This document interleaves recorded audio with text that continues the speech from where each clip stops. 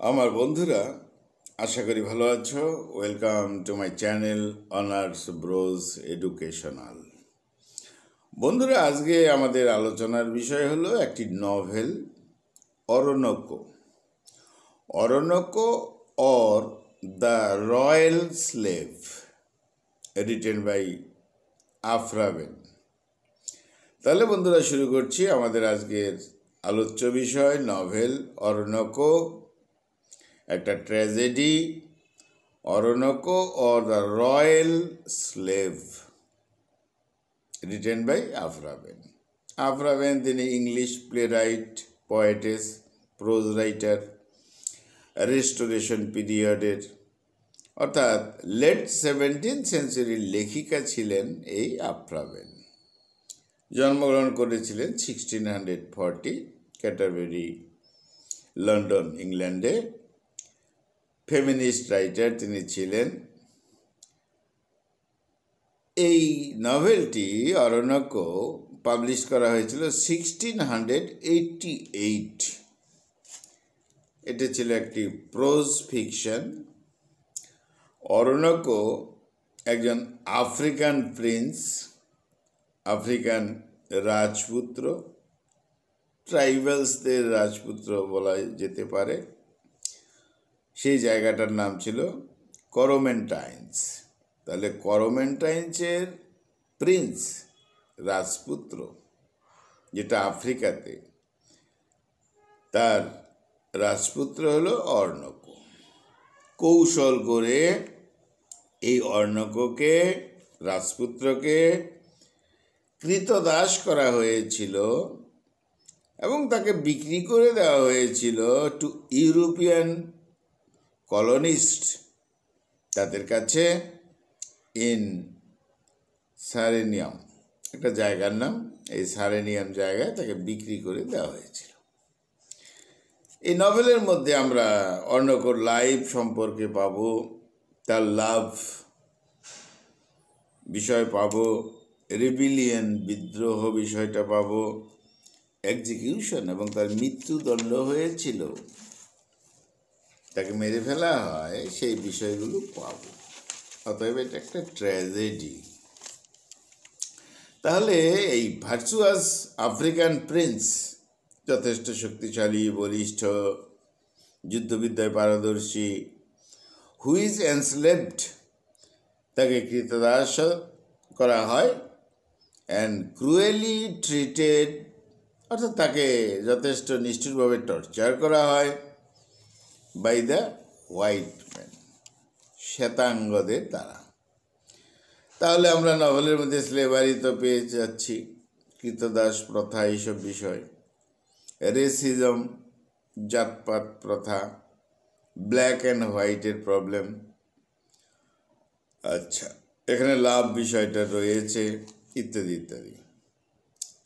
তাহলে এই অর্ণক ওয়াজ ক্যাপচার্ড, তাকে ধরে ফেলেছিল বাই দ্য ব্রিটিশ গভর্নর বায়ম।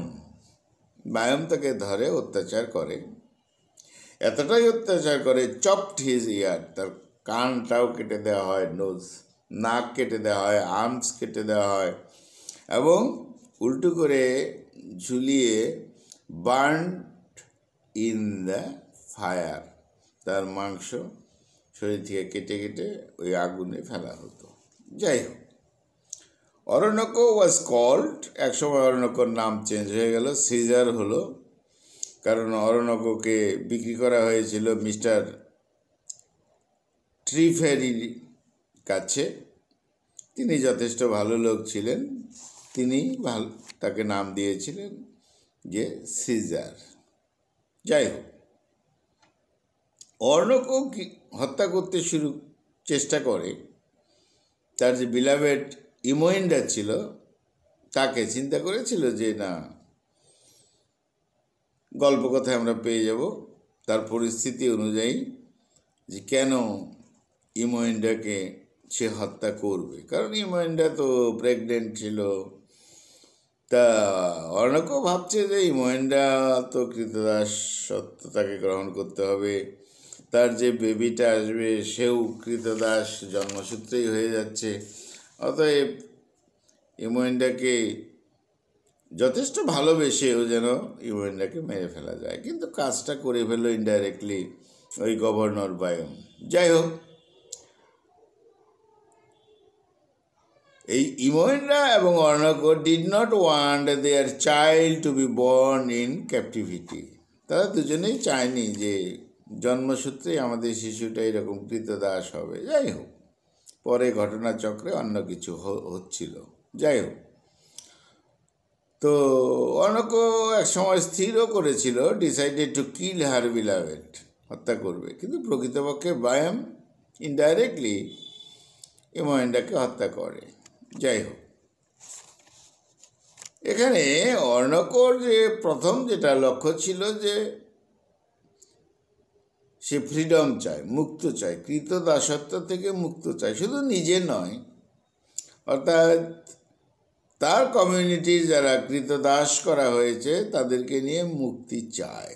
ঘটনা প্রসঙ্গে আমরা পাব ইমোয়েন্ডোর যে ফাদার, অর্থাৎ যে প্রেমিকা, অর্ণকোর যে প্রেমিকা ইমোয়েন্ডো, তার ফাদার ছিলেন কর্নেল মার্টিন। তিনি জেনারেল অফ কর্মেন্টিয়ান, ওই জায়গার একজন জেনারেল ছিলেন। আর সেই জেনারেল মার্টিন, তার মেয়ে ছিল ইমোয়েন্ডা। যাই হোক, ঘটনা প্রসঙ্গে আমরা পেয়ে যাব এই অর্ণকোর যে গ্র্যান্ডফাদার, যার বয়স 100 বছর, দ্য কিং, তিনি রাজা ছিলেন। রাজা বলতে ওই ট্রাইবালসদের রাজা ছিলেন। তাহলে অর্ণকোর যে গ্র্যান্ডফাদার, তার আবার অনেক ওয়াইফ ছিল, অনেক স্ত্রী ছিল, ওল্ড অ্যান্ড ইয়াং সবাই ছিল। তাহলে সেই গ্র্যান্ডফাদারই রাজা ছিল সেই অঞ্চলে। কিন্তু দেখা গেল যে এই বৃদ্ধ রাজাবাবু সে অন্যরকম ব্যবহার করলো, অর্থাৎ অর্ণকোর বিরুদ্ধে চলে গেল। আমরা গল্পকথায় পাব অনাহেল এই বৃদ্ধ রাজার এক ওয়াইফ ছিলেন, বৃদ্ধা ওয়াইফ ছিলেন। তিনি কিন্তু যথেষ্ট হেল্প করেছিলেন এই অর্ণকোকে অ্যান্ড ইমোয়েন্ডাকে, অর্থাৎ তাদের যেন এক রাত্রে দেখা হয় এবং তাদের যে আগামী দিনের গতিপথ সেটা সেটেলড হয়। যাই হোক, উইমেন রাইটার্সদের মাদার বলা হয় এই আফ্রাভেনকে। প্রোজ ফিকশন এটা, অর্ণকো নভেল। আফ্রাভেনের শেষ জীবনের লেখা এটি novel, end of her life, তার জীবনের। তিনি ন্যারেটর, আফ্রাভেন নিজে, তিনি কাহিনী শুরু করেছেন। আর এই আফ্রাভেনের সঙ্গে অর্ণকোর দেখা হয়েছিল, সে কথা আমরা পেয়ে যাব। যাই হোক, অর্ণকো এক রয়্যাল স্লেভ, রাজপুত্র, অথচ স্বীকৃত দাস হতে হয়েছিল। যাই হোক, এই সারিনাম যে জায়গাটার নাম বলা হলো, এটা ব্রিটিশ কলোনি তৈরি হয়ে গেছে। অর্ণকো শুরু থেকে স্লেভ ছিল না, আফ্রিকান এক রয়্যাল ফ্যামিলির রাজপুত্র সে ছিল, কিন্তু ঘটনাচক্রে তাকে কৃতদাস হয়েছে। এই আফ্রিকার এক কান্ট্রি ছিল, বলা হলো করমেন্টাইন্স, সেখানকার সে রাজপুত্র ছিল, বর্তমানে ঘানা। যাই হোক, এই অর্ণকোকে এক মিলিটারি জেনারেল মিস্টার মার্টিন যথেষ্ট হেল্প করেছেন, যুদ্ধবিদ্যা শিখিয়েছেন। এই মিস্টার মার্টিনের এক বিউটিফুল ডটার ছিল, তার নাম হলো ইমোয়েন্ডা। যাই হোক, একদিন লড়াই চলছিল।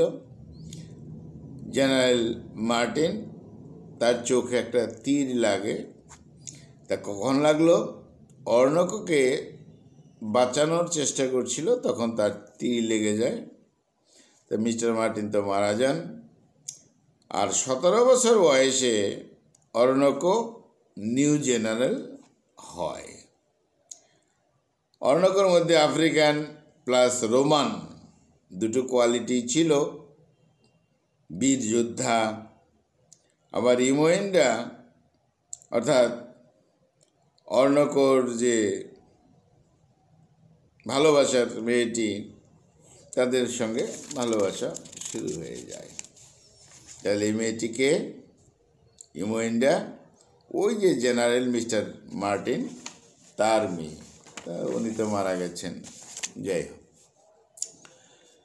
পরে তারা বিয়েও করতে চায়। অর্ণক ওই 100 বছরের যে বয়স্ক গ্র্যান্ডফাদার, তাকে জানাতে হবে নিয়ম অনুযায়ী এই বৃদ্ধ রাজা ইমোয়েন্ডা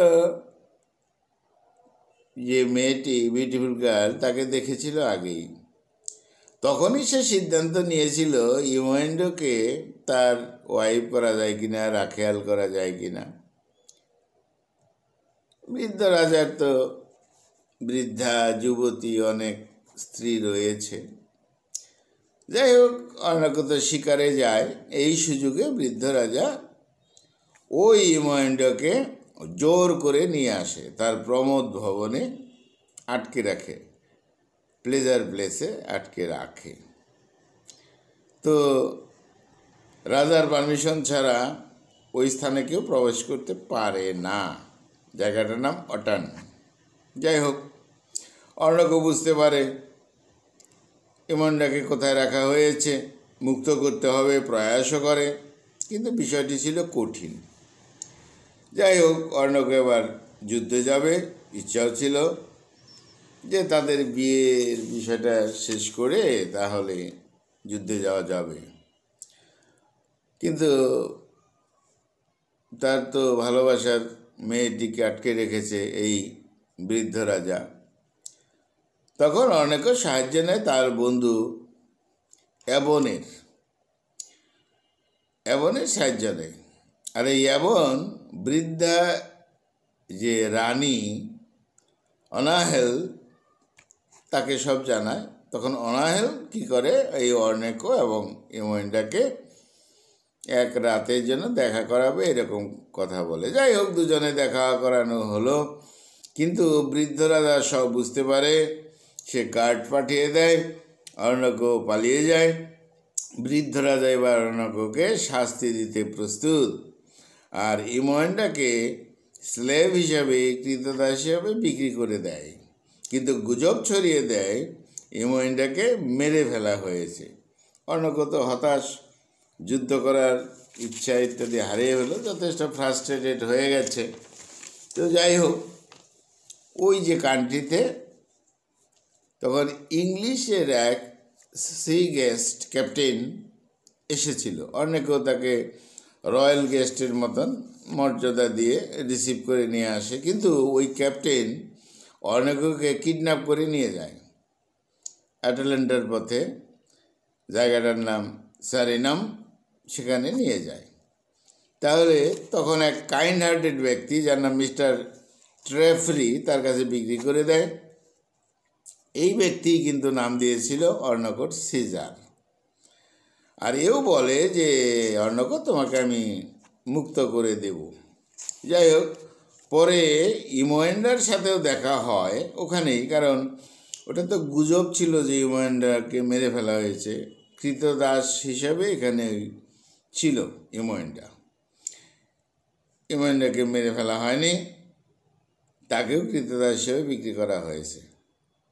যাই হোক, ইমোয়েন্ডার সাথে দেখা হয়, ইমোয়েন্ডা প্রেগনেন্ট হয়, আর ইমোয়েন্ডার তখন নাম দেওয়া হয় ক্লিমেন।